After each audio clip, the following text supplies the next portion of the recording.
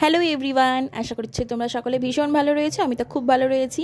ভাই বোন মিলে আজকে বেরিয়ে পড়েছিলাম গাজল পার্কিংয়ে, শ্যামনগর অবস্থিত বর্মন ধাবাতে। এর আগেও অনেকবার বর্মন ধাবায় গেছি, কিন্তু কখনো ভিডিও করা হয়নি। যাই হোক, তোমাদের অনেকের রিকমেন্ডে কিন্তু আজকে বর্মন ধাবার দুপুরের লাঞ্চ থালির ভিডিও করছি। আগের থেকে কিন্তু বর্মন ধাবাটা একটু চেঞ্জ হয়েছে।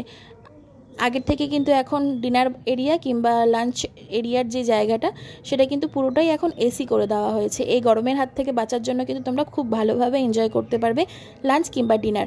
আমরা এখানে ট্রাই করেছিলাম ভেজ থালি, সাথে ছিল চিকেন কষা। ভেজ থালির প্রাইস ছিল 60 রুপিস, সাথে 12 রকমের আইটেম দিয়েছিল, এবং চিকেন কষার প্রাইস ছিল ফুল প্লেট 160 টাকা। 6 পিস চিকেন ছিল। যাই হোক, ভেজ থালিটা আমাদের কাছে খুব ভালো লেগেছে, কিন্তু চিকেনটা একদম মোটেও ভালো লাগেনি।